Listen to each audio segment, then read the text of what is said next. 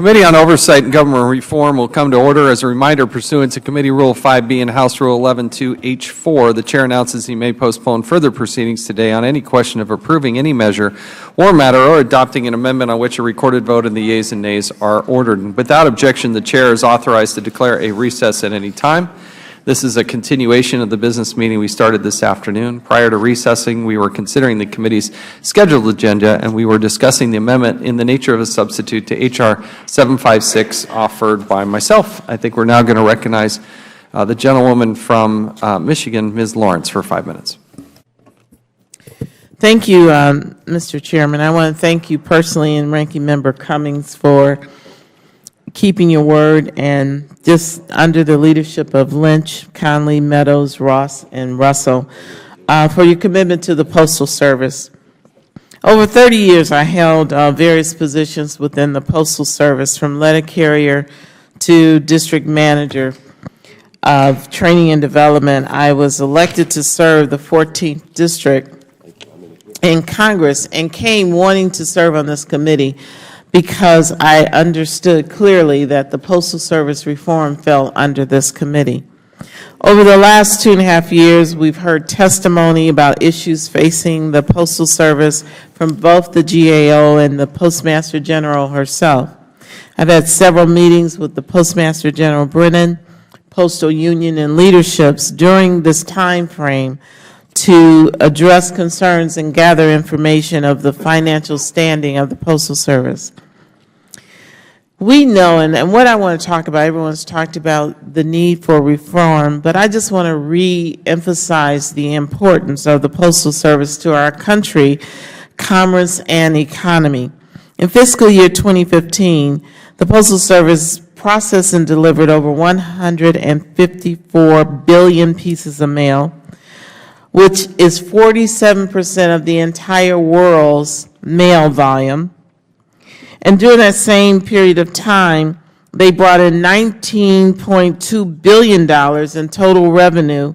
And as of January of this year, the Postal Service is a major employer with over 620,000 employees in the Postal Service. In addition to that, I think it's some interesting information that 920 million visits were made to our local post offices, and 1.5 billion visits were made to our USPS.com. And we have 155 million delivery points nationwide. As one of the only government agencies to touch each and every American household on a daily basis, it's imperative that we work together to pass Postal Service Reform Act. I believe this legislation will stabilize the Postal Service and allow it to thrive well into the future. I've heard from various postal organizations expressing their support for this legislation. While the legislation may not be perfect, it's necessary for the future of the Postal Service. I urge my colleagues to support the Postal Service Reform Act to help strengthen the U.S. Postal Service. I also want to say, on a personal note, many people talk about the volume and the buildings and revenue, but the Postal Service is built with employees who are committed to customer service. And we have a responsibility as our commitment to our country, the customers, the partners and contractors of the Postal Service, to do everything we are elected to do on this body to ensure that the Postal Service is strengthened and able to meet the efficiencies and service measures that we expect. And with that, I yield back. I yield back to my ranking member. Yeah, just one. Thank you very much. I'll be very brief. One of the things I failed to say is I wanted to give tremendous credit to Postmaster Brennan, yes, and to Mr. Strobin, our deputy, and the whole staff. You all were there for us consistently. You all were very helpful to us. And you helped to keep the process moving. You didn't stand in the way. You gave us what we needed to make it happen. And it would be ridiculous for me not to take a moment to thank you for what you've done, and all the employees. Thank you. I just want to echo that. It's been a tremendous partnership of leadership between the Deputy Postmaster General, the Postmaster General, the union, labor leadership, all being in the same point, not all agreeing on all the issues, but being committed to this process. And again, I want to give, so often we fight in public, but I have to give credit to my ranking member. I can't look him eye to eye, but I pull his tie down and I look him in the eye and I said, you better do postal reform. And he committed to me, and so thank you for keeping your word. I yield back. Gentlewoman yields back. Now recognize Ms. Maloney of New York for 5 minutes. First of all, I want to join our ranking member in thanking the Postal Service and to point out in Women's History Month that Postmaster Brennan is the first woman in history to head the post office.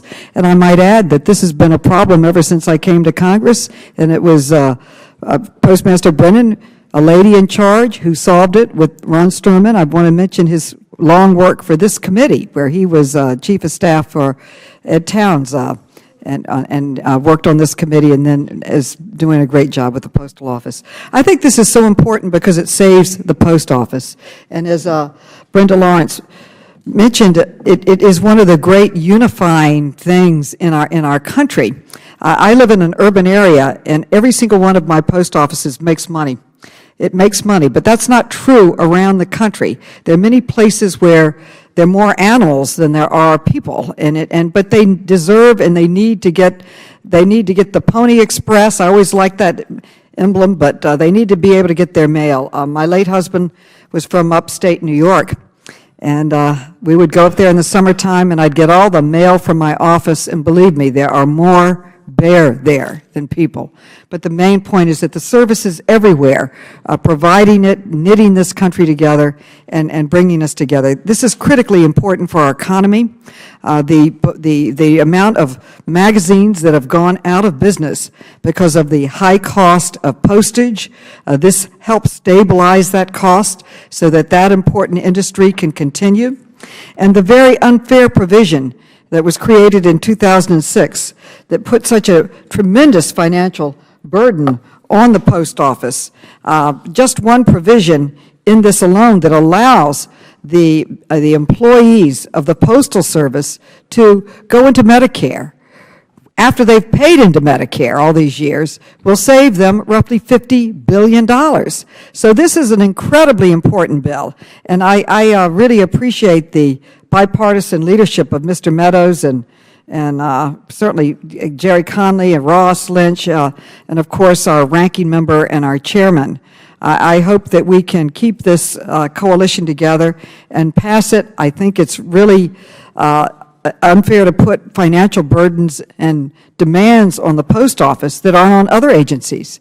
Other agencies and businesses can go into Medicare, and so I think it's a very, very important bill, and I urge a yes vote. I'm also very appreciative because when I first came here, Danny Davis and I formed a postal caucus trying to solve some of these problems. We were never able to do it, so I have a great, great, great respect for those that have pulled this piece together. Thank you, and let's move to a vote. I'm for it. Thank you, gentlewoman. Does any other member wish to speak on the ANS or the underlying bill? Mr. Chairman. Ms. Kelly is now recognized for 5 minutes. Thank you, Mr. Chair. Congratulations, and I'd like to yield the rest of my time to Congressman Lynch. I thank the gentlelady for yielding. Mr. Chairman, I would like permission to engage in a colloquy with you regarding H.R. 756. The gentleman is recognized for the purpose of engaging in a colloquy. Thank you, Mr. Chairman. Mr. Chairman, let me begin by saying how pleased I am that we are advancing H.R. 756, the Postal Reform Act, so early in this new Congress. This bill is literally the product of years of bipartisan negotiations, and if passed, it would make the reforms needed to put the Postal Service on sustainable financial footing for the long term. I thank you again for working so closely with all of our members of the minority and majority to work to craft this legislation. Recently, however, we've become aware that there may be some small number of Postal Service annuitants who would not gain any benefit by enrolling in Medicare Part B as this bill requires. For example, some of our Postal Service retirees who are also military veterans entitled to receive health coverage through the VA may not actually engage in any or embrace any benefit from enrolling in Part B. There may be other individuals. We've heard from those who live abroad, and not many of those, but also Alaska Natives who receive health care funded by the State of Alaska, who may potentially not benefit from enrolling and paying the premiums in Medicare Part B. So I think we both agree that we do not want to force people to pay the Medicare Part B premium if they will not receive any benefit from such coverage. And to Mr. Lynch, I would say, yes, I do agree. We do not want to force people to pay the Part B premium if they'll not derive any benefit from the enrollment. And I think you cited a couple of good examples where that may be the case. So this is a complicated issue, Mr. Chairman. Thank you. And we do not yet know whether there are some Postal Service annuitants who have remained enrolled in the Federal Employee Health Benefit Plan who would receive no benefit from enrolling in Part B, and if there are, how many. So I hope that as we move forward, we can work together to try to determine if there are any such people out there, how many of those such postal annuitants there are, and if any, what their specific circumstances might be and how they are currently receiving their health care. I hope that we can assess whether and how we could ensure the annuitants who would truly receive zero benefit from enrollment in Part B could be potentially excluded from the mandatory enrollment provision of this bill. Again, I thank you. I share your concern. Look forward to working with you to determine whether there are any postal annuitants who would derive no benefit from enrolling in Medicare. Once we understand the issue in more detail, we can determine whether it would be appropriate to exclude them from the requirement that all postal annuitants enroll in Medicare. We can also determine how to best ensure that the spouses of such these individuals can enroll in Medicare and the Postal Service Health Benefits Plan. Thank the gentleman. Thank you very much, Mr. Chairman, for clarifying that. At this point, I would like to yield back to Ms. Kelly, and I thank her for her courtesy. You're welcome. I'd like to yield my time to Mr. Connolly. I thank my good friend from Chicago, and I thank Mr. Lynch and the Chairman for the colloquy. I join in expressing the concern about this issue, as I have in our many powwows in trying to draft this bill. And I hope we have an opportunity perhaps between now and when we bring the bill to the floor to see if there are ways we can try to address this issue. I know NARF, the National Association of Active and Retired Federal Employees, has brought this issue certainly to a number of us. And I think there is an issue of fairness here, and if we can address it more forthrightly, I would welcome that. So I join in Mr. Lynch's call, and I thank the Chairman for his openness. With that, I yield back to my friend, Ms. Kelly. I yield back. Gentlewoman yields back. Does any other member wish to speak on the amendment in the nature of the substitute?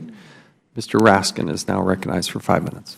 Thank you, Mr. Chairman and Ranking Member Cummings, for your impressive work on this bill. I know both of you and many other colleagues devoted considerable effort to crafting the legislation, and I want to salute you on this old-fashioned success in achieving legislative compromise and progress.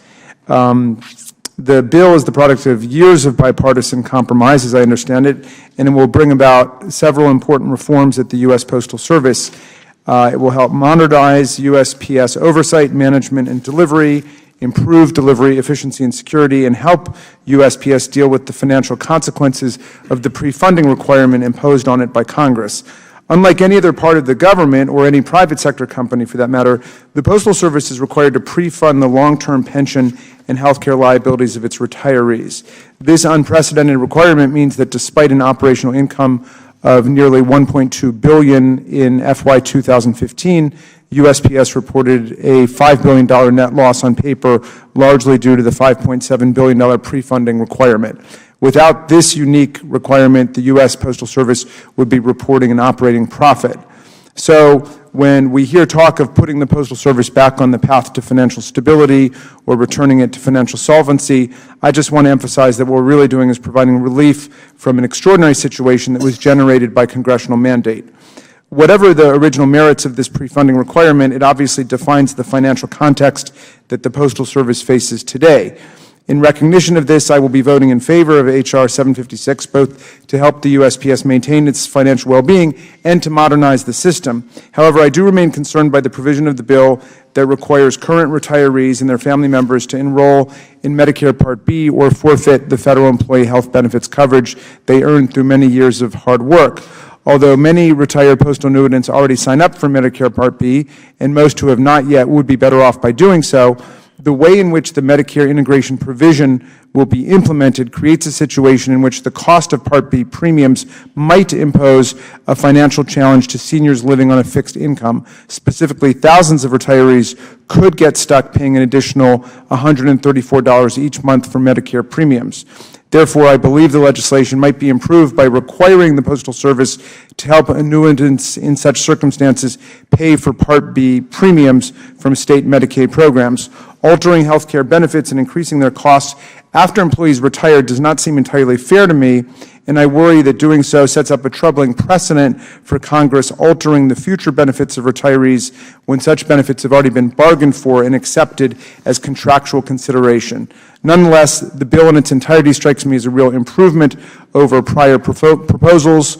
Unlike earlier visions, it enables retirees to avoid a complete loss of health insurance coverage thanks to an automatic Medicare enrollment provision. It also provides retirees with some relief from Medicare Part B premiums during their first 3 years of coverage. Again, this provision could perhaps be improved in small ways by either providing financial support in hardship circumstances to cover the cost of Part B premiums to specific retirees beyond the 3 years of transition assistance now in the bill, or empowering USPS to exempt from the Part B enrollment requirement in certain circumstances people who have not yet enrolled in Part B due to financial limitations. As tempted as I might be, however, to try to amend the bill to address these shortcomings, I'm very conscious of the warnings offered by the ranking member and my good friend Mr. Connolly that this is a delicate compromise product, and it is presently a sturdy, seaworthy vehicle. We don't want to load too much cargo on the port side or the starboard side because the whole ship could tip over. And for that reason, I will not introduce any amendments that might upset the ship, and I hope my colleagues on the other side will consider doing the same. All in all, the bill marks substantial progress over proposals submitted in prior years, and it is the product of a hard-won and almost quaint now bipartisan effort. I will not let the perfect be the enemy of the good, because these days the good sounds pretty perfect to me. I plan to vote in favor of H.R. 756 as a thoughtful compromise and urge all of my colleagues to do the same without any controversial amendment. Would the gentleman yield? Yes, by all means. I want to associate myself with your boat analogy. I am so impressed. Ahoy, skipper. You're back. And I'll yield back to the chair. Thank you, Mr. Cummings. I thank the gentleman. Does any other member wish to speak? Mr. Cartwright of Pennsylvania is recognized for 5 minutes. Thank you, Mr. Chairman. I don't intend to take 5 minutes. I just want to congratulate my colleagues on this committee. What a refreshing moment it is for us to reach this kind of bipartisan compromise. Yes, the starboard and port sides have to be balanced, and yes, the boat is not swamped, and yes, we will continue to sail forward. It's been a long time coming, compromises like these, and they are few and far between, so let us get together and celebrate them. I congratulate the chairman, the ranking member, and Representatives Meadows, Connolly, Ross, and Lynch on the work they put into this. I would also be remiss if I did not congratulate the Postmaster General of the United States for her work. I have particular reason to be proud of her because she hails from my district. She's from Pottsville in Schuylkill County, Pennsylvania. As the 74th Postmaster General of the United States and the first woman, I think the record should reflect that it took a woman Postmaster General from Schuylkill County, Pennsylvania to set all this stuff right. She is, and it's no coincidence, she has a very distinguished past. She went to Nativity BVM High School in Pottsville, where she was a member of the statewide championship basketball team in 1978. She went on to Immaculata University and graduated from the MIT Sloan School of Management. This is a lady who is really on top of her game, and I congratulate Postmaster General Brennan for all of the hard work she put into this as well. Would my friend yield for 1 second? I yield. I just want to remind him I went to high school in his district. Yes, we are also taking credit for... Because you take responsibility. And with that, I yield back, Mr. Chairman. It's a rough district you got going on there. Does any other member wish to speak on the ANS? Gentleman from Vermont, Mr. Welch, is recognized for 5 minutes. You know, what's so important about this is that the men and women in the Postal Service have been working under very difficult circumstances for several years. The Postal Service has been here since Ben Franklin founded it, and it's gone through extraordinary changes. And it is a result of changes that are in technology, the most recent one being the Internet, that had just an incredible impact on this vital service. And it raised questions from some people as to whether or not the Postal Service should survive. But let me tell you, as a person from rural America, we have to have the Postal Service. We have to. But there were real challenges. They were practical, they were managerial, they were political. But at the end of the day, the men and women who delivered the mail kept working through this extraordinary uncertainty, political uncertainty and technological uncertainty. And we're coming back. The Postal Service is coming back. And it's a good sight for any of us in rural America, but urban America too, to see that man or woman, postal clerk, bring in the mail to our home. So I want to thank the work of the postal workers primarily for getting through thick and thin. But I also want to thank the leadership of this committee, Mr. Chaffetz and Mr. Cummings, and their loyal allies who work so well. You know, this is like our job, and we're doing it. And we shouldn't get congratulations for that. It's like we punch in and we finally did something that's worth doing. And that's why I think there's a lot of restraint on both sides about putting in amendments that are going to sink the boat. So this is tremendous work. Mr. Chaffetz, Mr. Cummings, Mr. Lynch, Mr. Meadows. Who else was involved in this? Mr. Lawrence. Oh, Ms. Lawrence. Thank you so much. There you are. You were our rescue operation. Are you putting me in the boat with Miss Lawrence? I said Mr. Meadows. I did. But here's the other thing I'm going to say. Don't let it go to your head, because all we're doing is our job. All right?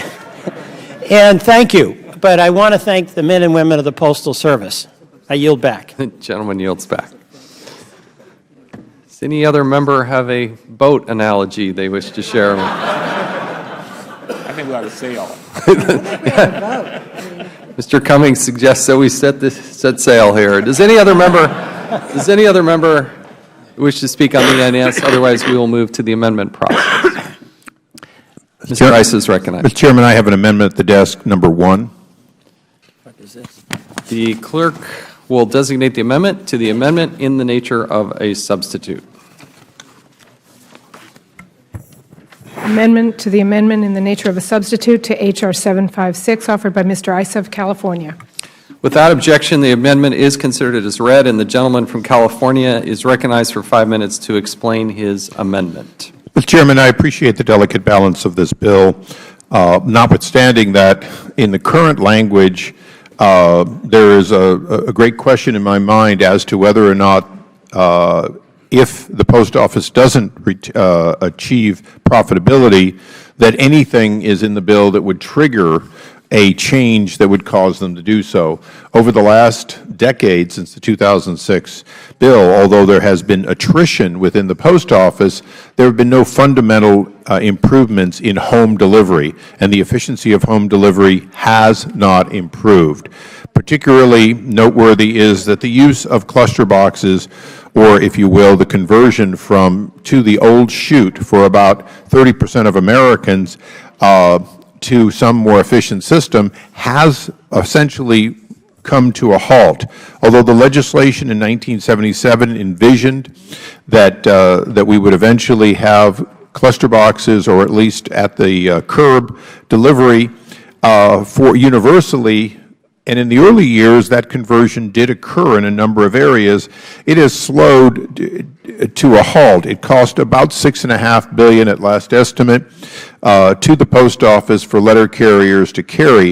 And I might note particularly, as I did in my opening remarks, Amazon today is rolling out cluster boxes because, in fact, it saves them money and it provides secure storage, particularly in urban areas.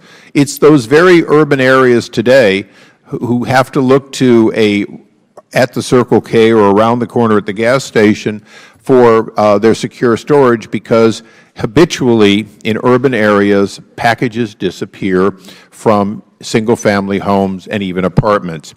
So for that reason, I'm offering an amendment that would put back in if you will, a will rather than a may, and it does so by changing the burden from an opt-out to an opt-in, with the burden on those who do not want to have a cluster or some other non-door delivery. And in closing, I might note that in no way are we changing the post office's long tradition of delivering to the door for anyone who requests and has any need whatsoever for to-the-door delivery. That includes all of our seniors, shut-ins, and the like. This would not change that, nor would cluster boxes change a postman going to a shut-in or someone else who needed to-the-door delivery. That would continue as a obvious service that has made the post office the preferred delivery system for many, many generations. And with that, I would yield to the Chairman. I believe we're going to recognize Mr. Cummings. Okay, in that case, I would yield back. Okay, thank you. Now recognize Mr. Cummings for 5 minutes. Thank you very much, Mr. Chairman. I strongly oppose this amendment. In the postal reform legislation that we've developed on a bipartisan basis, once 40% of the residents in a delineated area agree to convert from door delivery to centralized delivery, those addresses would be converted. The other 60% of residents in the area would continue to receive door delivery unless they elect to convert to centralized delivery. However, if a current resident moves out of the area, the address would be converted and the new resident would receive centralized delivery. This carefully crafted compromise would ensure that the Postal Service can move ahead with centralized delivery conversions where residents agree to the change, but that door delivery will not be taken from those who currently receive this type of delivery and want to keep it.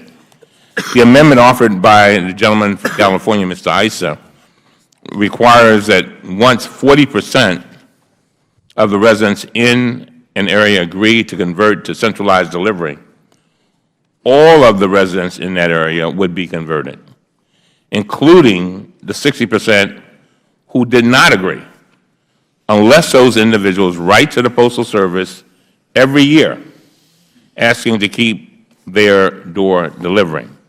This amendment would impose an unnecessary burden on families across this country who want to keep the door delivery they currently receive. And this is a proposal that would upset the balance on which this bipartisan postal reform measure rests. Door delivery is obviously a very sensitive subject.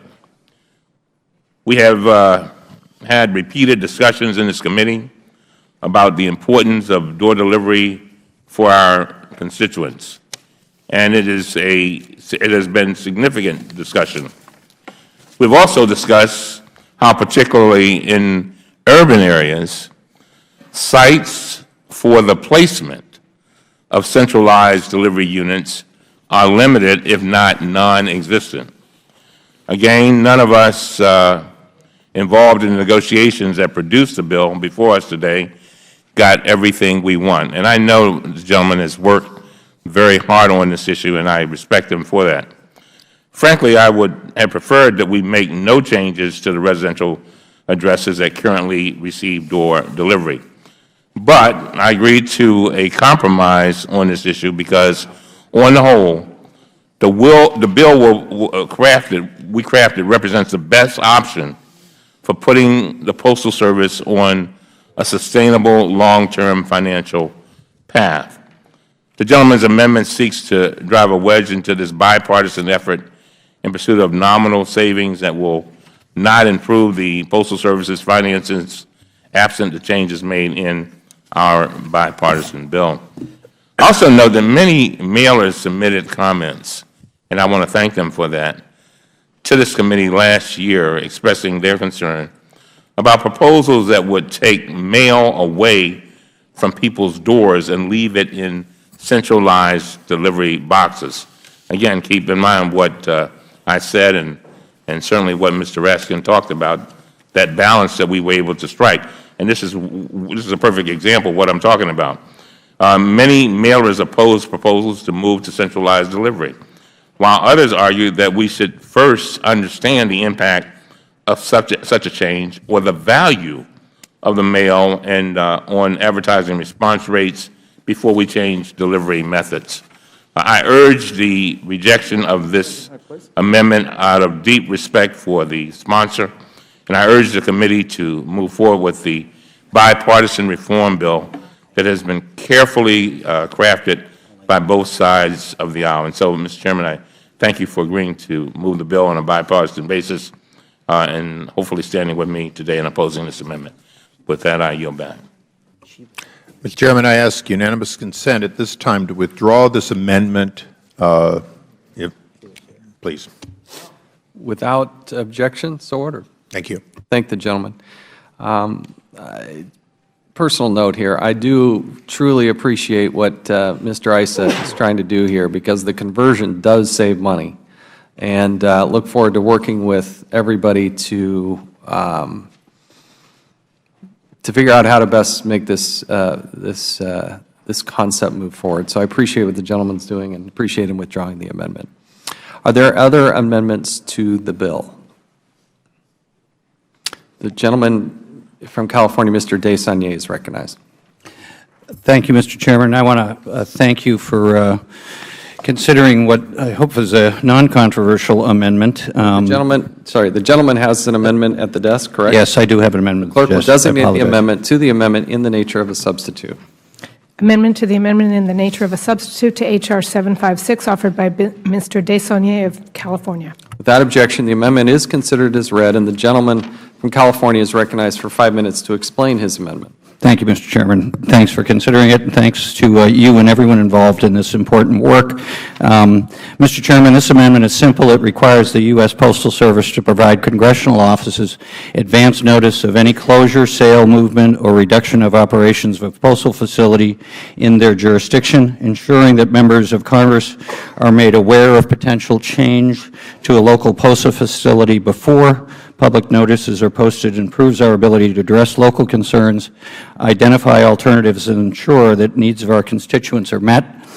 This amendment does not inhibit the U.S. Postal Service's ability to close or move a facility. This amendment simply requires appropriate congressional notification. It came to us late in the process, and for that I apologize. Mr. Chairman, this is hopefully a non-controversial improvement to the bill that promotes transparency, accountability, and communication to our constituents, and I would urge my colleagues to support it. The gentleman yields back. Now recognize myself for 5 minutes to simply say I support this amendment. There's nothing more frustrating than being in Congress and then something at the federal level happens and you have no idea. And I've heard a number of stories outside the Postal Service where this has happened and we're suddenly caught flat-footed. So I think it's a good amendment. We should probably add it to a whole lot of things. The idea that members of Congress get a 10-day notice. It's our staff that really at the front line that ends up taking the brunt of these questions and concerns, and it doesn't change the nature or the spirit of the bill. In fact, I think it puts us closer in touch with the reality of what's happening at a federal facility so close to us. With that, I'll yield some of my time to Mr. Cummings. Mr. Cummings. Oh, okay. No, All right, fine. I just want, Mr. Chairman, I'm going to be very brief. I support this amendment. One of the things that I tell my staff is one of the best things, and this is to the newer members too, one of the best things that we can do for our constituents is provide them with access and information. But if you don't have the information, that's a problem. So the amendment would require the Postal Service to notify a member of Congress 10 days before the public of any closure or consolidation of a postal facility within the congressional district represented by the member. I mean, this is just common sense. This amendment would keep members apprised of potential postal facility closures, consolidations, or service reductions that would affect their constituents. This is indeed a common sense amendment that all members should support. And, Mr. Chairman, I want to thank you for supporting this amendment. I want to thank the sponsor for his thoughtfulness in bringing this up, and I certainly support it. And I yield back to the Chairman. Thank you. Reclaiming my time will now yield to the gentleman from Virginia, Mr. Conley. I thank the Chair. I also support the amendment. And as the Chairman said, it might even be a good provision in a lot of bills. But this isn't a theoretical problem Mr. Desaulniers is addressing. In the previous Postmaster General, we had a lot of arbitrary decisions made that had huge impacts on communities. Sometimes they were iconic architectural features in the middle of an urban area that suddenly was sold off. But in rural, smaller communities, to sell off or tear down or close a postal office is really part of the central dynamic of that community and has an oversized impact. And the very least we could expect, as the Chairman said, is notification, if not communication and negotiation. So I think this amendment takes care of something that we did have a problem with, and there's no guarantee. I mean, with the current Postmaster General, it's not a problem, but who knows what happens afterwards. So I think it's a common sense amendment, and I'm glad the Chairman supports it as well, and I look forward to its adoption. Reclaiming my time will yield to the gentleman from California, Mr. Issa. Thank you, Mr. Chairman, and I'll be brief. I just need a technical understanding for the definition of postal facility. Because it says retail facility, I'm concerned that this would be limited to owned or leased outright and operated by the post office, and that it wouldn't go to contract bases. As you know, there are tens of thousands of vendors that come in and out with various postal contracts, private sector. So my inquiry would be, would it apply to those which might be burdensome on behalf of the post office, or only facilities which were operated by the Postal Service itself? Reclaiming my time, it's my understanding this would only be applicable to those facilities that are actually owned by the Postal Service. Okay, then as long as that is in the technical corrections and work by the committee, that's understood. I'm fine with the bill. I think it's a great addition to the legislation before us. Reclaiming my time. I thank the gentleman. Does any other member wish to be heard on the amendment offered by the gentleman from California, Mr. Desaulniers? If none, the question is now on the amendment offered by the gentleman from California, Mr. Desaulniers. Those in favor signify by saying aye. Aye. Those opposed, no. In the opinion of the Chair, the ayes have it. The amendment to the amendment in the nature of the substitute is agreed to. Are there further amendments to the amendment in the nature of a substitute? Mr. Chairman. Mr. Issa. I have an amendment at the desk, amendment number 2.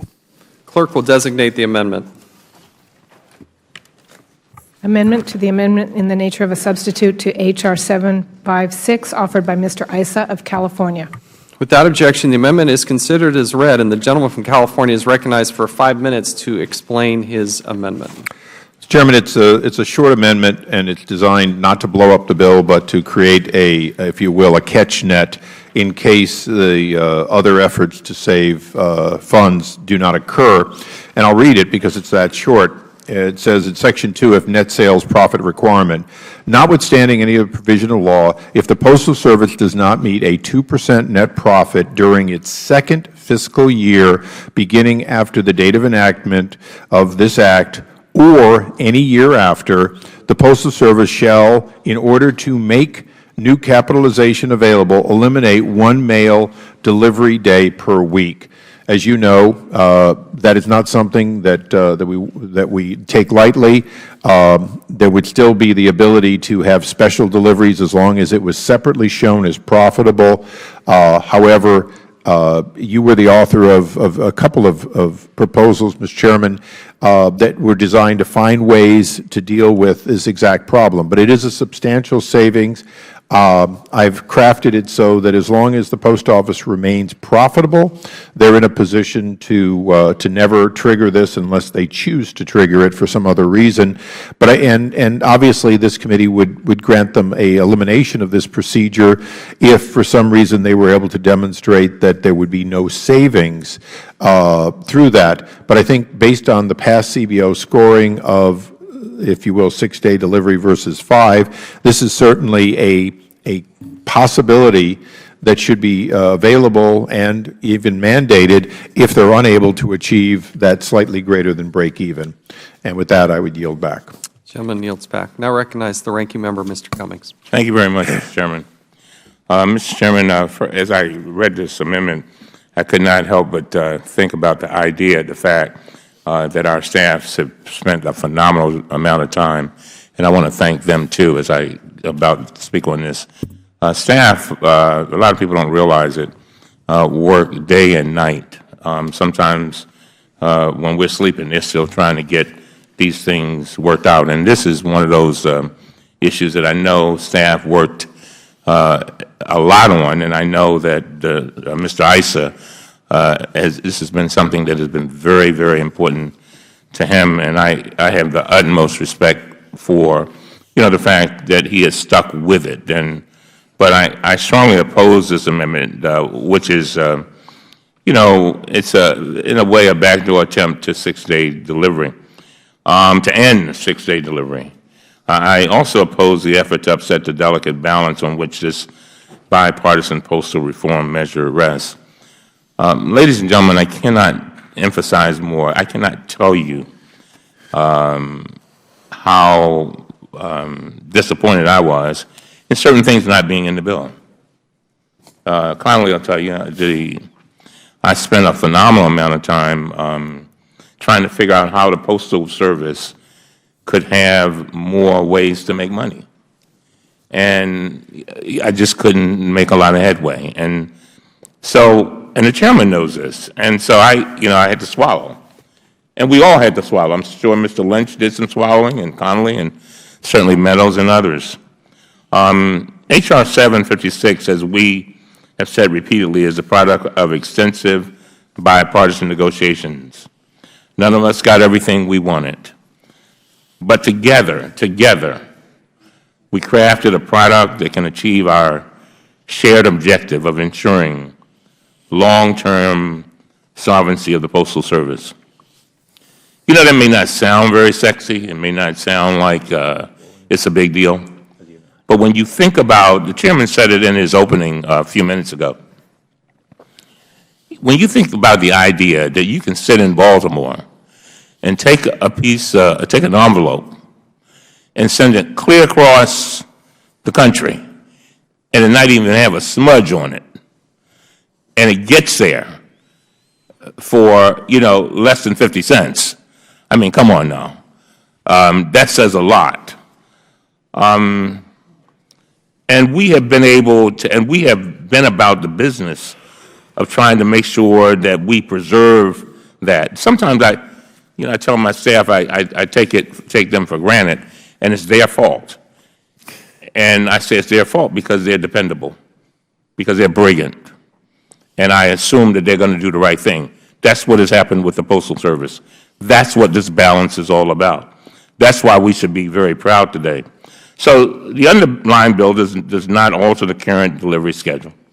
It recognizes the value to the postal product of preserving Saturday delivery. It also makes changes in other areas of the Postal Service's operations that will produce the savings necessary to put the Postal Service on sound financial ground. Without spending one dime of taxpayer funding, our bipartisan bill would eliminate the Postal Service's retiree health care liabilities, which is phenomenal, while ensuring that postal rates remain affordable to all consumers. Remember what I told you about? That one little piece of paper in an envelope going from one side of the country to the other. This is the objective we all share and that would be achieved by our bipartisan effort. As I close, the gentleman's amendment seeks to divert our attention to, unfortunately, divisive issues by proposing changes that will not benefit the Postal Service mailers or the millions of Americans who rely on the Postal Service. And don't get me wrong, I'm not saying it's not well intended. It's just that we've got this balance that we've really got to try to keep. I urge the rejection of this amendment, and I urge the rejection of the politics that will cause division. I really do think we've got the glue now to take this to the House floor, get it through, and then get it through the Senate. And I would urge rejection of this amendment. And I yield. I guess I'm out of time.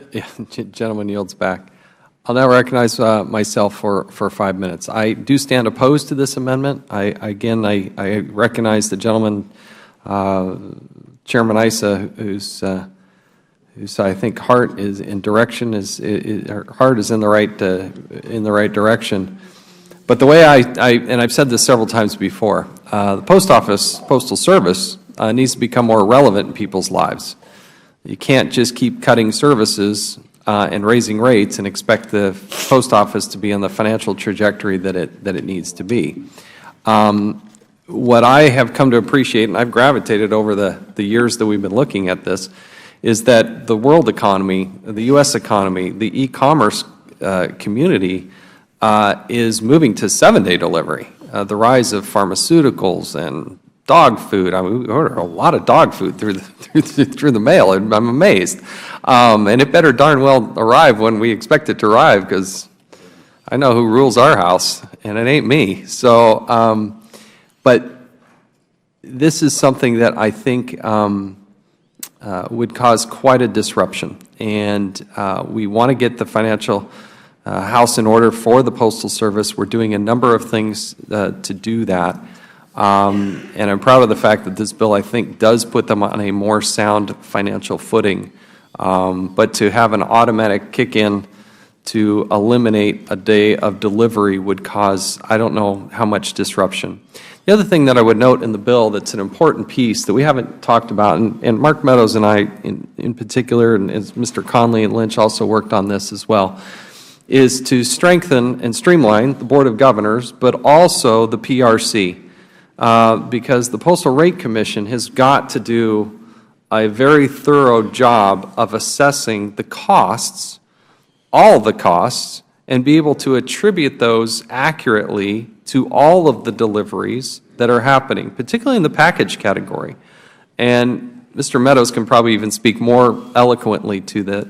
But one of the things that the bill does that I think is very much needed, and it's going to take some time to do this assessment, but in the first year they have to do the assessment to understand what those true costs are and make sure that those are captured and attributed. So the Postal Regulatory Commission, I'm sorry I misspoke, is the one that's going to head this up. And the President is going to need to work to get the Board of Governors and others populated. But they have some important work to do to properly attribute and allocate the costs, which I do think will go a long way to the spirit of what Mr. Issa is doing. Maybe he doesn't think so, but that's the way I see it. So unfortunately, I'm opposed to this particular amendment, but I do share the sentiment that, again, we're trying to get the financial trajectory of the Postal Service moving in the right direction. So with that, I will yield back. I now recognize Mr. Conley of Virginia for 5 minutes. Thank you, Mr. Chairman. And if you want another boat analogy, this is the iceberg that will sink the Titanic. There is no more controversial issue in the Congress with respect to Postal Service than 6 versus 5-day delivery. And if we want to revisit that, we will sink this bill.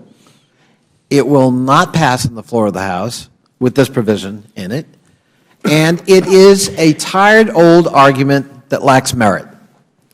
If we're going to insist that 6-day to 5-day has merit. Prove it. The Postal Service, under the previous Postmaster General, did a study, and that study pointed out that the net savings weren't that great because, while there was an ostensible savings up front, what the Postal Service had not acknowledged was the loss of business that follows. The greeting card industry is in this room. They will tell you, if you go from 6 to 5, you're going to lose their business. Where are they going to? And as the chairman pointed out, actually, the whole market is moving to 7-day delivery. 6-day delivery is a competitive advantage for the U.S. Postal Service. In fact, its private sector competitors often take advantage of it for last-mile delivery because the Postal Service delivers and has an obligation to provide universal service, which they don't. To tie this to a 2% profit, who said, certainly our bill doesn't say they have to hit a 2% every year profit or else. There are years that are going to fluctuate. Even if the Postal Service were in the best of health, the economic winds that hit us in 2008 and 2009 would have guaranteed they could not meet that metric, through no fault of their own. The economy tanked. So that's an arbitrary figure. It looks reasonable, but what it will trigger is not reasonable and will hurt the Postal Service and will fracture the coalition we've worked so hard to put together in this bill. So I urge my colleagues to reject this amendment and to recognize that support here in the Congress for 6 days is solid.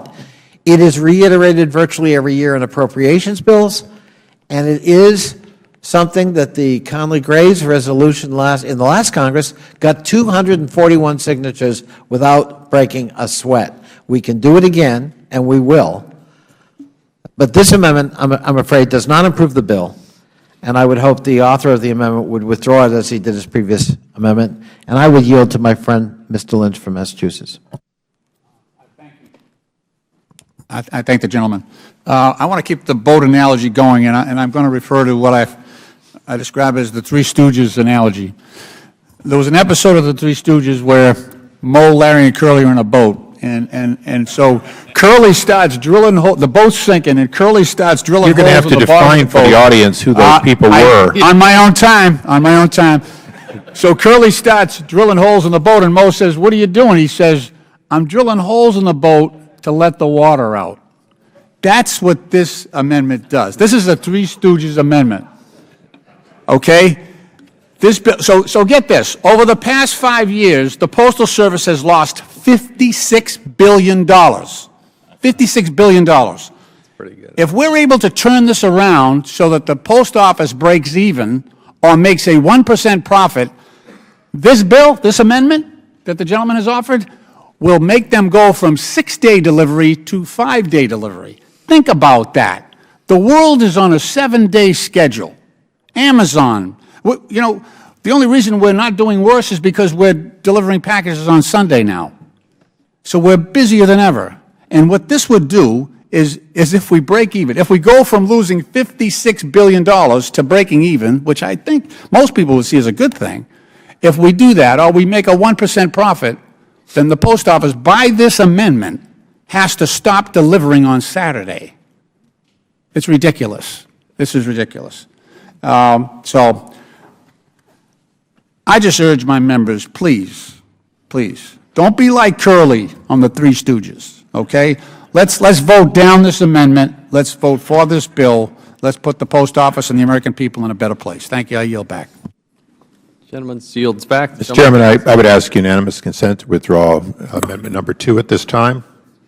Gentleman is asking unanimous consent to withdraw the amendment.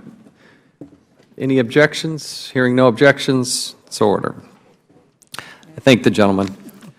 Mr. Chairman, I have an amendment at the desk. Mr. Issa has amendment number 3 at the desk.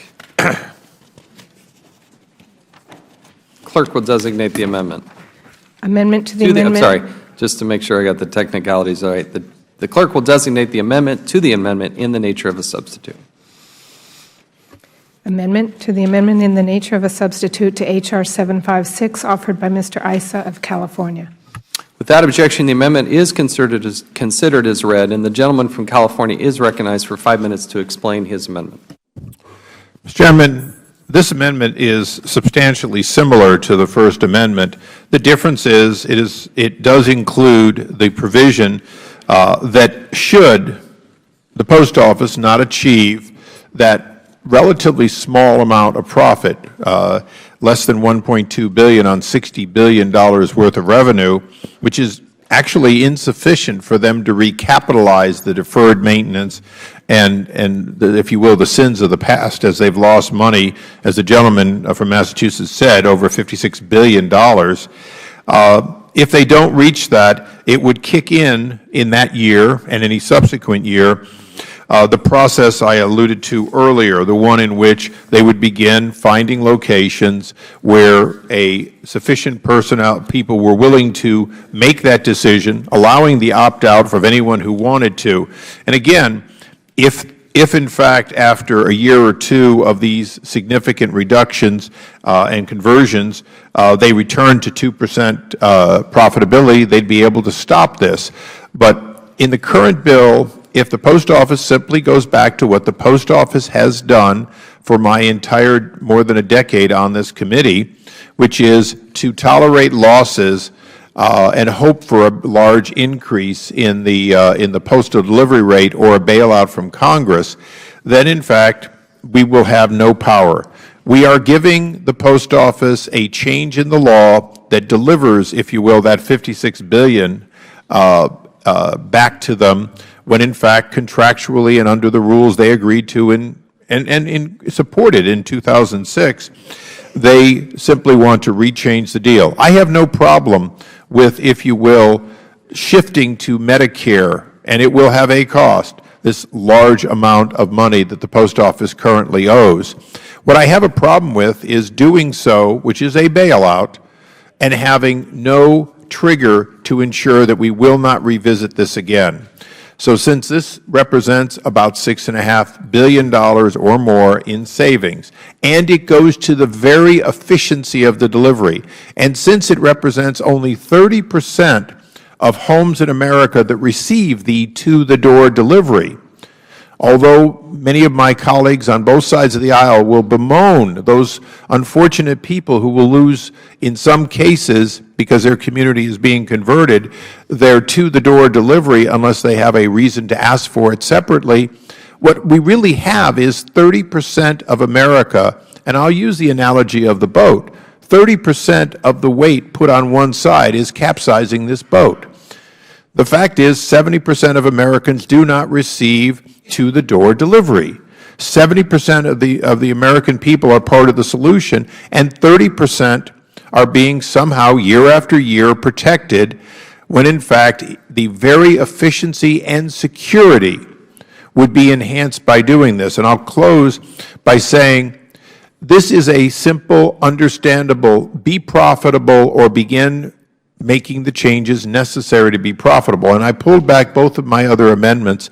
I will not be pulling this one back. I will ask for a recorded vote, because if we cannot work something like this or something like this, I cannot support the bill, because I know in my heart that we will not be profitable at the Post Office. We will not be ensuring that the Post Office becomes the excellent organization it needs to be for package delivery to be the dominant delivery to the door or near door delivery that it is today.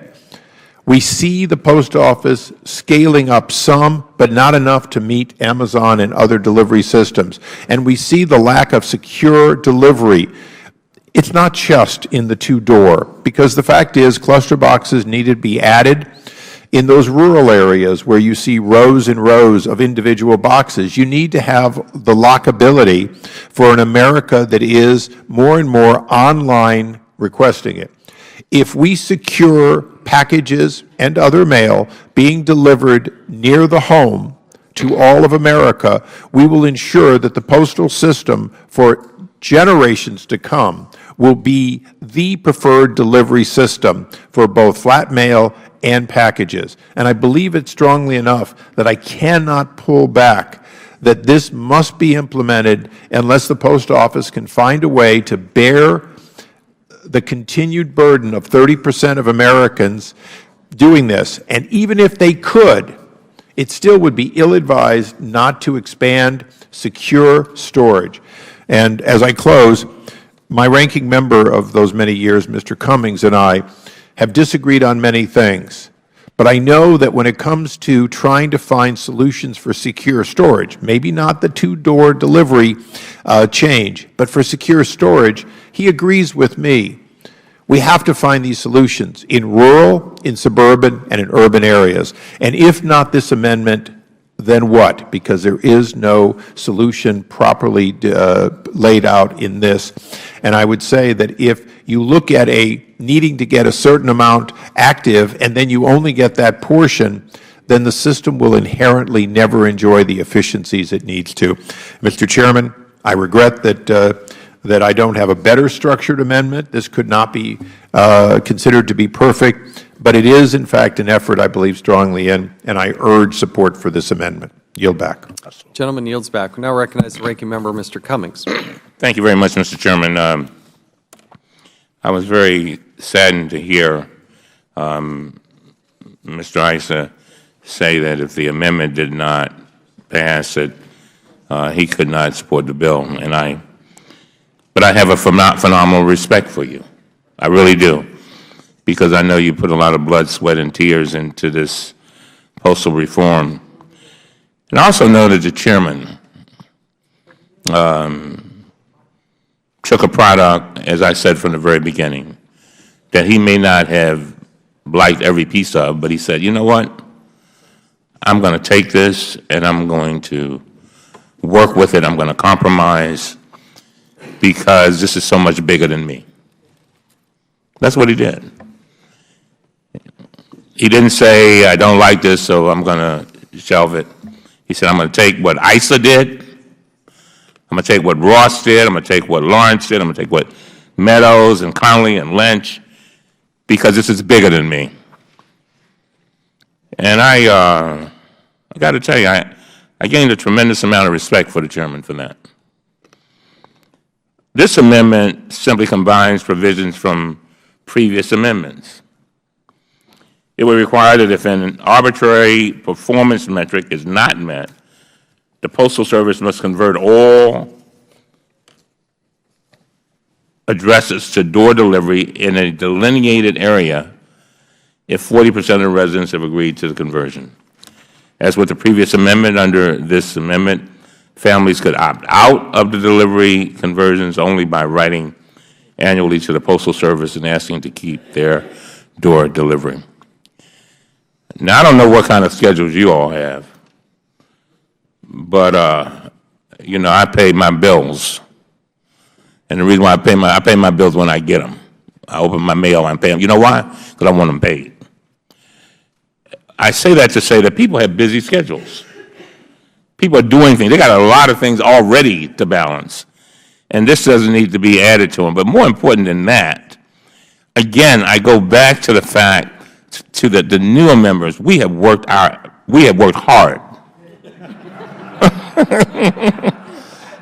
I mean, seriously, it's emotional for me. We have worked hard to make this happen. People who thought they could not agree, agreed. And the chairman had a statement.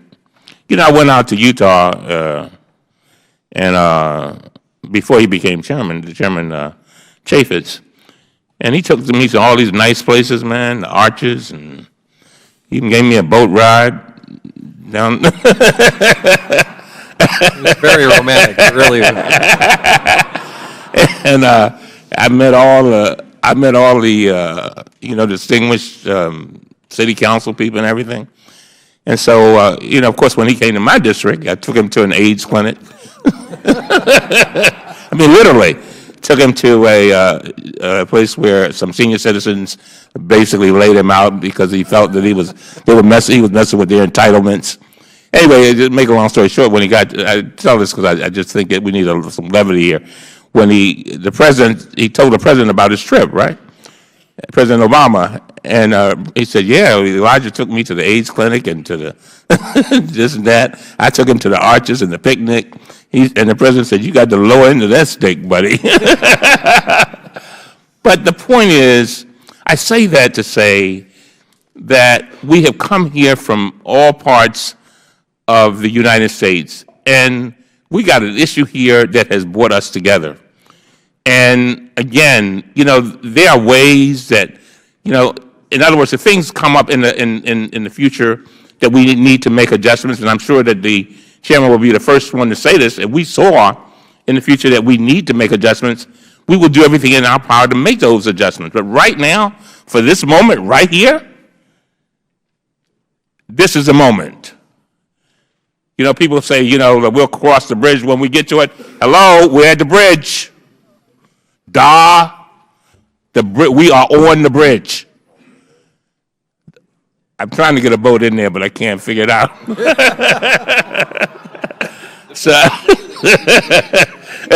So anyway, I'm sure somebody will pick up where I left off. But the fact is that we need to let this sail, all right?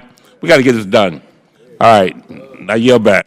Gentleman yields back. I'll recognize, let's recognize Mr. Ross of Florida for 5 minutes. Thank you, Mr. Chairman. And, I have the distinct honor of being on this committee and having been empowered by then-Chairman Issa to serve 6 years ago over the beginning of these reforms. And for those reasons, I'm very grateful to the former chairman and the sponsor of this amendment, Mr. Issa. And, in fact, I believe in cluster boxes. I think it's a great way to go forward and to minimize the costs and labor expense that we have in the Postal Service.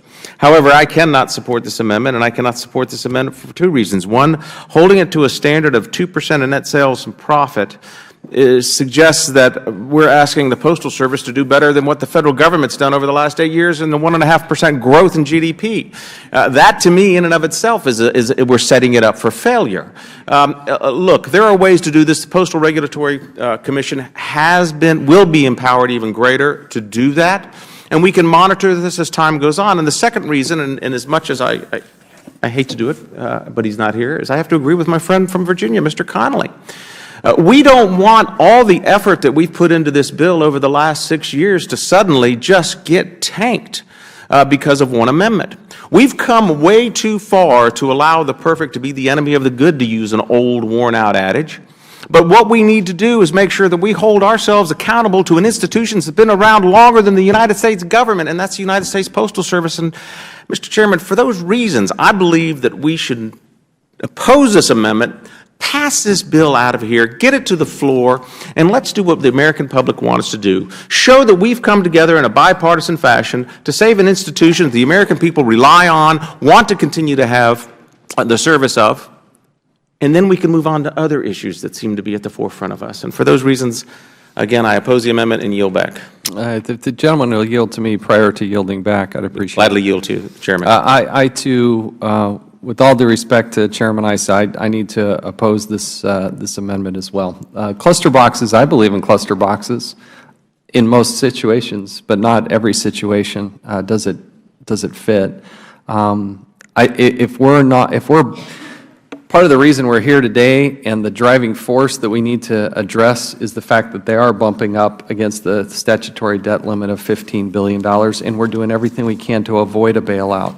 And if the improvements that we make to the Postal Service, while they're not everything you want, everything I want, not everything anybody, nobody got everything that they wanted, we are collectively coming together and saying we're putting our best foot forward, because we cannot let this institution fail.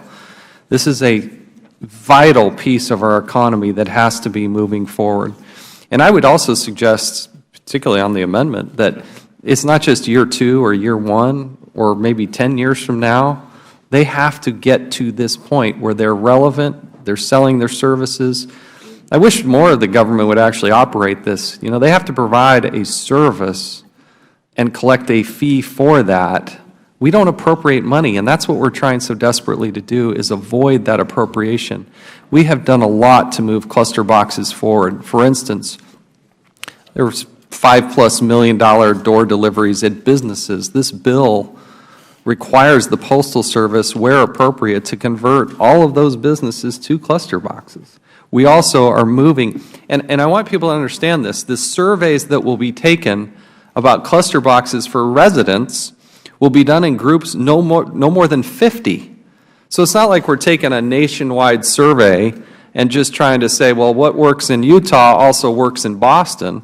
We're taking communities where in my town of Alpine, so much of it is cluster boxes. New communities in Eagle Mountain and other places in Utah, they're moving at the beginning to cluster boxes. But some of the older communities, we're trying to say, look, let's take a survey, groups of no bigger than 50, and if 40% of those people say yes, then they convert to these. And it saves the government a lot of money. In fact, I would encourage and hope that the Postal Service would let the public know, because I think they want to be part of the solution too, that they could be saving as much as $200 per door that we convert to the cluster boxes. So Chairman Issa is right. This is one of the most powerful tools to get the sound financial footing. I just oppose to this amendment at this time because I don't know that 2% is the right amount. I think it's somewhat random. I think if they continue to lose money and bump up against the $15 billion, we're all going to be back here looking at not just cluster boxes, but there's a whole array of other things that can not just cut costs, but become more relevant. They got to provide a better, more relevant service in an economy that is constantly changing. So I'm opposed to the amendment, and once this is defeated, I think it will be defeated, I do hope that I can earn Chairman Issa's support for the bill, because I do think it will save money. It will put the Postal Service on better, sound financial footing, and I will do everything I can to try to earn that support, because I care about what Chairman Issa thinks. We wouldn't be in this position without your good hard work and laying the foundation. When I became a freshman here, he put me on the subcommittee. I was the ranking member and dealing with postal issues. And he told me it was a good thing, and I dove in with both feet, and Dennis Ross did the same thing, and others have done that. And so it's with great deference and difficulty for me to say I am opposed to Chairman Issa's amendment, but that's where I'm coming for. It's where my heart is. And I do hope we can move this bipartisan bill forward. And with that, I yield back. I think I yielded to you, so Mr. Ross yields it back his time. Chairman, I now ask unanimous consent to withdraw that, and I will offer just one more amendment. This will be my last amendment. The gentleman has asked unanimous consent to withdraw amendment number 3. Hearing no objection, so ordered. I thank the gentleman. Mr. Chairman, just for clarity, so the gentleman, amendment, I'd ask. Yeah. So the gentleman has another amendment at the desk? Yes. Amendment number 4. I don't know that she just doesn't have that. It's coming down now. Oh, there it is. It's at the side of the desk. It's in the mail. It's in the mail. It's on a boat. It's on a boat. It's on a boat. On the slow boat. All right. Slow boat. The slow boat. I'm sorry. The clerk will designate the amendment to the amendment in the nature of a substitute. Amendment to the amendment in the nature of a substitute to H.R. 756, offered by Mr. Issa of California. Without objection, the amendment is considered as read, and the gentleman from California is recognized for 5 minutes to explain his amendment. Mr. Chairman, I'm going to make this short, and it's so similar that many people will recognize that this ship sailed, but there's a new improved version. It has a better mast. No, it's actually just smaller and lighter. What I'm willing to do, I'm negotiating against myself, but I want to make it clear that I believe in cluster boxes, and I believe the bill is flawed if it says that people can ask for and the post office can build cluster boxes, and then people can just blithely opt out or have to opt in. And so what I've done is I've reduced the net profit down to 0.001%. We call that break even. Now that's in the thousands of dollars on billions of sales. But it still goes back with no other change to the same bottom line, that we must have a trigger to get to profitability, or at least to break even in this case. And if all the other tools are available to the post office and they choose not to use them, then the change to the opt-in, opt-out is a tool. Now, Mr. Chairman, there's been a lot of discussion, and after years of working with CBO and with the Post Office, the one thing I know is this is not an overnight cure. The gleaning of those 50 people in Alpine, Utah, to give them that opportunity and the vote and the whole process, it's not quick. This is years and years. And if they do not reach profitability in year 2, and they begin this process, very little may happen by year 3 or year 4. And I am well aware that the bureaucracy of the Post Office could, in fact, implement this at a glacial pace. And, of course, local communities could delay their votes, because nowhere in this does it mandate that 100% of America immediately have it. But it does lay out a procedure in which the move would be more effective and would have at least some effect on people's ability to see a post office that is hemorrhaging money, that is raising rates, because that's what will happen. We'll either have another bailout or we will raise rates. And so I'm offering this as my last amendment, and that is one in which all they have to do is break even in order to not trigger this. And, of course, if they go back to breaking even if they've only done a small amount of them. So I think it has very little impact other than to have at least some tool to improve. And again, Mr. Chairman, you said there were a great many tools. As far as I know, none of the other savings tools are within our power and excluded from the postmaster. Many of those tools have not been used by the postmaster in past years.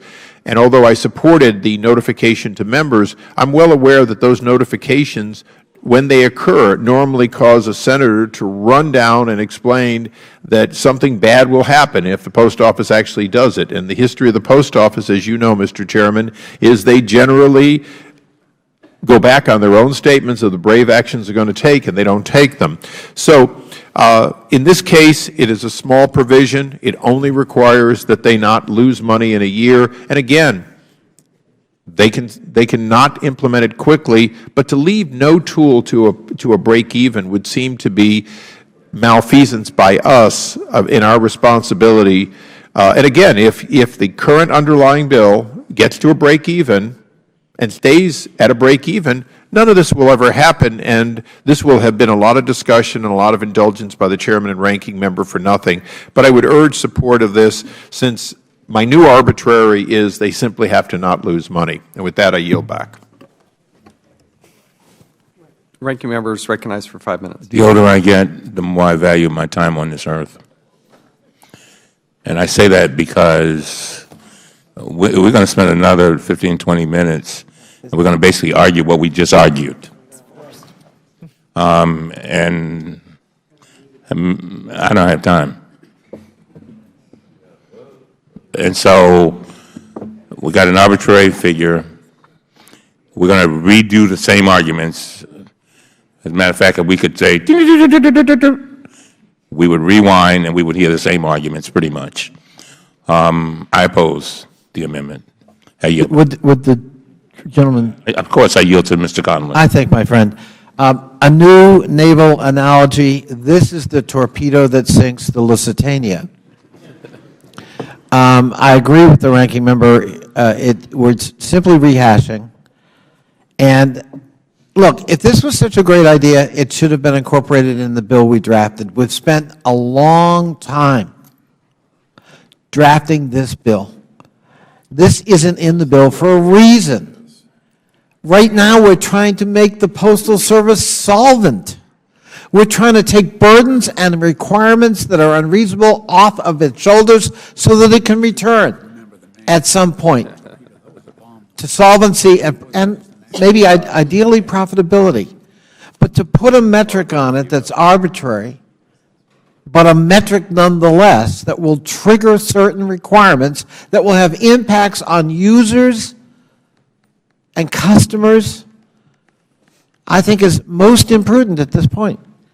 We can always revisit the issue if at some latter point we think both, the market and technology demand it. But right now, this is the wrong idea and the wrong time and place, and it will fracture the coalition we've put together.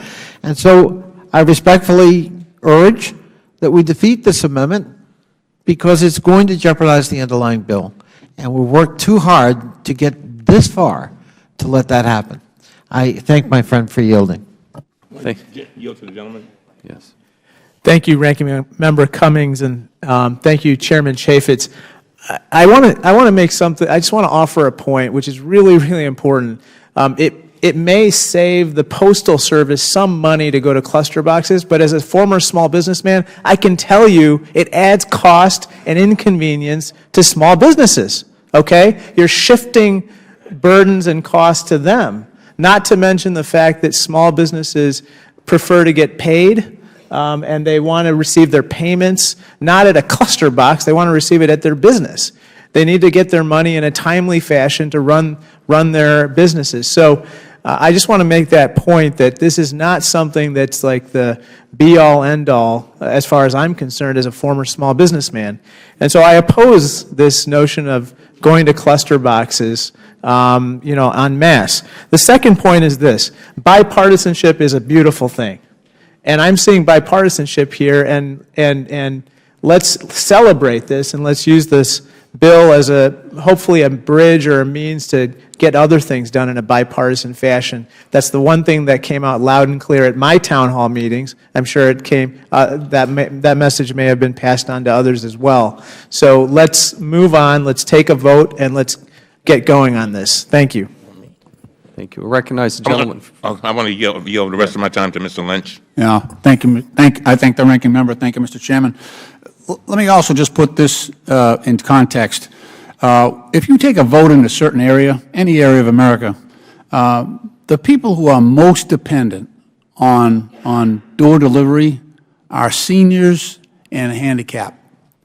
So if you will, and the people who care less about home delivery are probably younger workers, more mobile, who can get to a cluster box, on a day like today in the city of Boston. I live in a thickly settled neighborhood. We would have to knock houses down in order to put a cluster box there. We really would. We're really, my house is attached to the person next door, and so on and so on. So there's no room. It doesn't work for us. But a lot of seniors would be in a very, very bad position if they were forced to give up their door delivery. So I just want you to think about the seniors in your neighborhood or your rural town or suburban area. Think about their situation. Home delivery means a lot to them. Thank you. I yield back. Gentleman yields back. Now recognize the gentleman from Michigan. Thank you, Mr. Chair. I'm going to climb in the boat with the ranking member. Well, not sure you heard that. Should be cheering over there again. There's someone, okay, I thought jeered. We only have so much time. And at a moment like this, we have a bipartisan agreement. We should take it. We should move forward, get this done. And the other comment I have to make on it is that I don't think I've ever agreed to something that says, well, if 40% of the people agree, then we're going to do it, and you have to go through a process to opt out all the time. That also doesn't seem to be the spirit of what I believe in. So I would oppose the amendment. I will ride the vote on this one with the ranking member. Don't get us lost, please. And hopefully take this to a vote. Thank you, sir. Thank you. The gentleman who yielded to me prior to yielding back. Yielding back. I too am opposed to this amendment. I've made my points, I think, about how we are moving towards cluster boxes, how the real push with the businesses and the 5+ million businesses that really get pushed in that direction. And then looking at small groups of no greater than 50 and talking to that community, because cluster box work when everybody buys into it, or at least 40% buy into it. And so there are communities where it just flat out doesn't work. There are a lot of communities where it does work, and certainly the future is in cluster boxes, not only, as Chairman Issa pointed out, for the safety, the security, the convenience, and the economics of the Postal Service. But the other thing that I guess I would point out, there may be years when the Postal Service is not breaking even.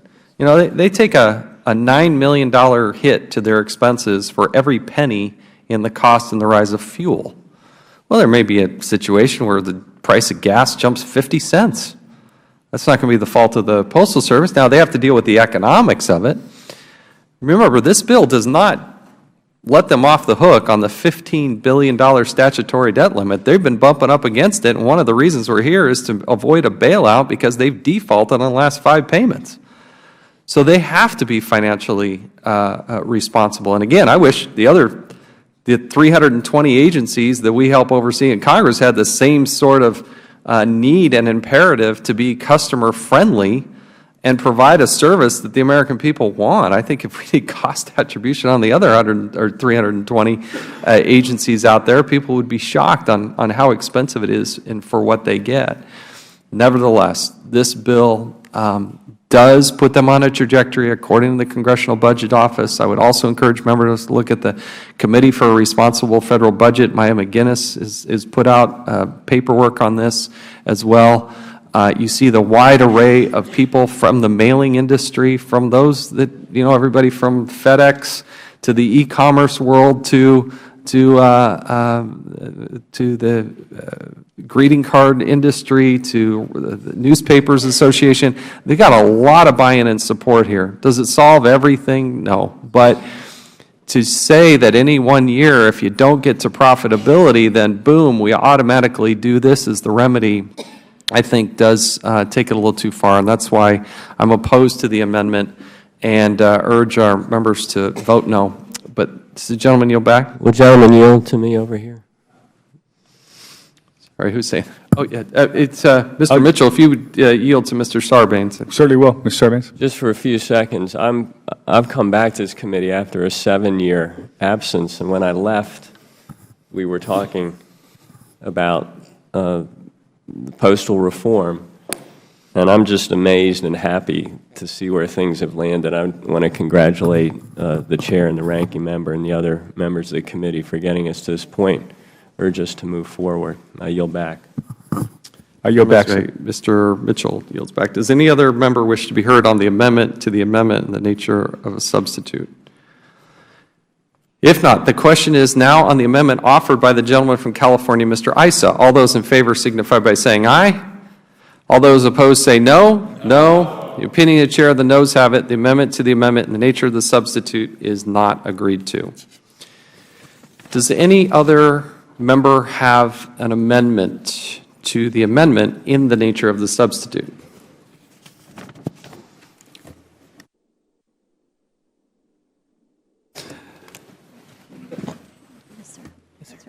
All right. Seeing none, the question is now on the amendment in the nature of a substitute as amended, offered by me. All those in favor signify by saying aye. Aye. Those opposed, no. In the opinion of the chair, the ayes have it, and the amendment in the nature of a substitute is agreed to. The question is now on adoption and favorably reporting H.R. 756 as amended to the House of Representatives. All those in favor signify by saying aye. Aye. Those opposed, no. In the opinion of the chair, the ayes have it, and the bill is ordered favorably reported. Without objection, the motion to reconsider is laid on the table. A note here, if we could, before we go to H.R. 760, which is the next item up for business. I want to particularly thank the Postmaster and the staff at the Postal Service. You have been a tremendous asset to work with. You have provided us a whole lot of information, and sometimes we get a little frustrated with y'all, but sometimes you get frustrated with us. But we're Congress. We got a reputation to uphold. So I really do appreciate Postmaster Brennan and the expertise and the passion that she brings, but also the staff. There's a lot of people who work hard, spend a lot of time, and pour their heart and soul into this, and it's really very much appreciated. So I appreciate that point and my being able to say that. We do have one other item. Next item for consideration is H.R. 760, the Postal Service Financial Improvement Act of 2017. The clerk will designate the bill. H.R. 760 to amend Title V United States Code to provide for certain index fund investments from the Postal Service Retiree Health Benefits Fund and for other purposes. I ask unanimous consent that the bill be considered as read and open for amendment at any point. Without objection, so ordered. I intend to offer an amendment in the nature of a substitute to the bill. Without objection, we will call up the amendment in the nature of a substitute, and then we will recognize Mr. Lynch to talk about the ANS and the underlying bill. Amendment in the nature of a substitute to H.R. 760 offered by Mr. Chaffetz of Utah. Like I said, we'll now recognize the gentleman from Massachusetts, Mr. Lynch, for his statement on the legislation and the amendment in the nature of a substitute. Thank you, Mr. Chairman, and I thank you for your improvement of the bill by your amendment as well. I'd like to thank you, Mr. Chairman, and Mr. Meadows for moving this legislation forward. I'd also like to thank Ranking Member Cummings and Ranking Member Conley for their strong support of H.R. 760, which is the Postal Service Financial Improvement Act of 2017. Similar to our broader postal reform package, 760 is the product of a truly bipartisan and collective effort to enhance the financial stability of the United States Postal Service. My friend, Representative David McKinley, Republican of West Virginia, is the lead Republican sponsor of this bill, and I want to give him credit and thank him as well for his leadership and great work on this issue. H.R. 760 also has the support of a broad range of postal stakeholders, including our postal employee unions, the mailing industry, and the National Association of Postal Supervisors. The Postal Service Financial Improvement Act would authorize the Secretary of the Treasury to modestly and responsibly diversify the investment strategy employed by the Postal Service Retiree Health Benefit Fund. As mandated by the Postal Accountability and Enhancement Act of 2006, this fund is now used to cover future retiree health benefits for current postal employees years in advance. Just last month, Postmaster General Brennan reported to our committee that the fund is already at 50% capacity with over $50 billion in assets. That's in stark contrast to the vast majority of public and private sector entities that aren't even required to set aside any funds for future health benefits of their workers whatsoever. In investing the Postal Retiree Health Benefit Fund, current law limits the Secretary of the Treasury from investing in anything other than U.S. Treasury securities. These are government-guaranteed notes, bonds, and other securities that yield a very low rate of return. As recently reported by the Treasury Department, 10-year Treasury notes are currently yielding less than 2.5% in return. 20-year notes are yielding an estimated 2.8%, and 30-year notes are yielding approximately 3.1%. The current investment strategy employed by the Postal Retiree Health Benefit Fund is not in line with the investment diversity of the Federal Thrift Savings Plan, which is extremely well run. The Defined Contribution Retirement Plan for Federal employees and members of the Uniformed Armed Services that is widely recognized as a stable model of efficiency and low-cost savings. In particular, Thrift Savings Plan investment is not limited to government securities, but rather includes additional specified stock index fund options that yield modestly but higher annual rates of return. The limitation of Postal Service Retiree Health Benefit Fund investment to Treasury security also contrasts with the diversified investment portfolios available through other Federal sector programs, including the National Railroad Retirement Investment Fund that covers railroad industry employee retirement. While investment of the Railroad Trust was previously limited to government securities, Congress authorized it to diversify its portfolio via enactment of the 2001 Railroad Retirement and Survivors Improvement Act. In order to strengthen investment of the Postal Retiree Health Benefit Fund in a sensible and responsible manner, H.R. 760 would authorize the Secretary of the Treasury to invest 25% of the fund in portions that are not being used for fund payments in index fund modeled after those established with the Federal Thrift Savings Plan. In exercising this authority, the bill would require the Secretary to consult with one or more qualified professional asset managers, as well as a newly established Postal Service Retiree Health Benefits Fund Investment Committee. This committee would consist of the Secretary, of the Treasury, the Chairman of the Postal Board of Governors, and 2 presidentially appointed members who are experts in financial investment management and would represent the interests of postal employees and retirees. Moreover, the bill would require the Secretary to bring in an independent qualified public accountant on a yearly basis to audit fund investments and annually report to Congress on the accountant's audit findings. H.R. 760 would authorize the Postal Investment Committee to modestly increase the percentage of diversified fund investment 5 years after enactment. However, it would strictly cap the percentage of investment at 30%. Mr. Chairman, thank you again for your continued commitment to working with me and Mr. McKinley on this legislation as it moves to the House floor. I also appreciate your willingness to offer this amendment in the nature of a substitute to ensure that our legislation reflects the meaningful input of the Federal Retirement Thrift Savings Investment Board. We will also continue to work with our postal stakeholders in order to further incorporate their input on this bill.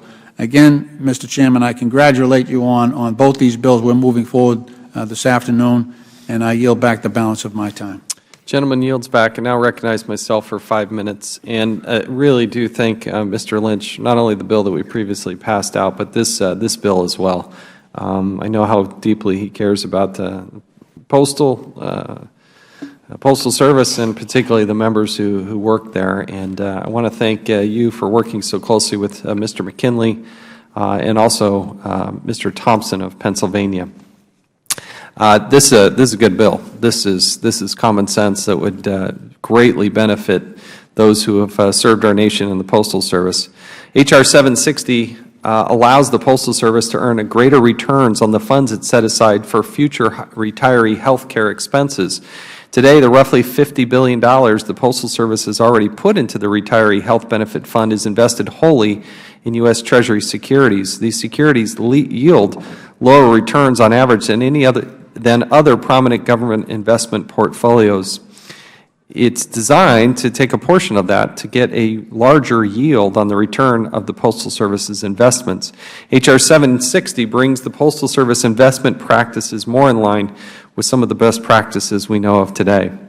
Under the bill, Secretary of Treasury must invest 25% of the money available in index funds. These index funds will be similar to the Thrift Savings Plan, life cycle investment funds, which many Federal employees use today. These life cycle investment funds are designed by the TSB to follow an aggressive investment approach, one that is highly diversified to limit the overall risk. This creates, under this bill, several mechanisms to ensure proper oversight of the investment fund. The bill requires a qualified professional asset manager to manage the fund. It creates a committee to oversee the investment. The committee will consist of the Treasury Secretary, the Chairman of the Postal Service Board of Governors, and 2 experts appointed by the President to represent the Postal Service. Again, I think Mr. Lynch laid it out the best. This is a responsible thing to do. It limits risk, but also provides a greater return, and certainly in this day and age, with $50 billion, that would go a long way. So I stand, too, in support of the bill, and I will yield back. Does any other member wish to speak on the amendment in the nature of a substitute? Are there any amendments to the amendment in the nature of the substitute?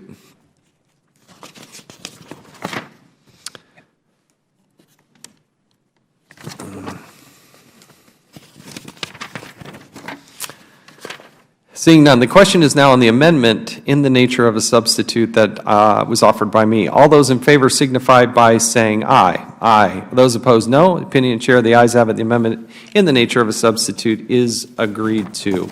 Question is now on adoption and favorably reporting H.R. 760 as amended to the House of Representatives. All those in favor signify by saying aye. Aye. Those opposed, no. Opinion of the Chair, the ayes have it. That bill is ordered favorably reported. Without objection, the motion to reconsider is laid on the table. Thank you. Without objection, to pursuant to Clause 2L of House Rule 11, members will have 2 days to submit views on the bills considered today. I ask unanimous consent that the staff be allowed to make necessary technical and conforming changes to the bills ordered reported today, subject to the approval of the minority. Hearing no objections, so ordered. There's no further business. Without objection, the committee stands adjourned.